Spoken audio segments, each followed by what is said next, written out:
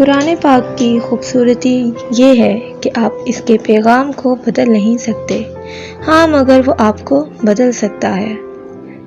جس کے ہاتھ میں قرآن ہو، زبان پر اللہ کا کلام ہو، نہ وہ دل بے سکون ہو سکتا ہے، نہ وہ ہاتھ خالی ہو سکتا ہے۔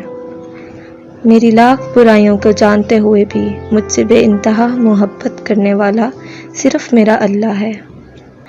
اچھا ساتھی وہ ہے جسے دیکھنا تمہیں خدا کی یاد میں مصروف کر دے، جس کی گفتگو تمہارے علم میں اضافہ کر دے اور جس کا عمل آخرت کی یاد دلائے۔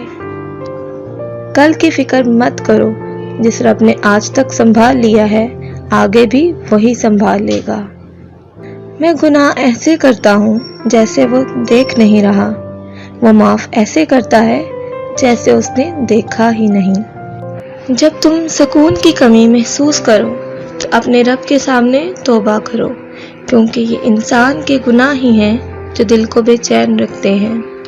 لوگ جتنا بھی دل دکھائیں، یہ یاد رکھا کریں کہ جب اللہ کے بندے ہمیں توڑتے ہیں تو ان کا توڑنا ہمیں اللہ سے جوڑتا ہے۔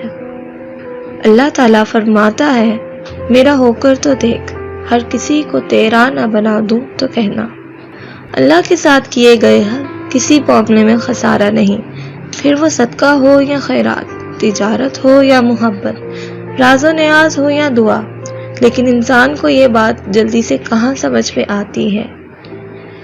جس نے سکھ میں شکر ادا کیا، اس نے دکھ میں رب کو بہت قریب پایا۔ انسان مایوس اور پریشان اس وقت ہوتا ہے جب اپنے رب کو راضی کرنے کی بجائے لوگوں کو راضی کرنے میں لگ جائے۔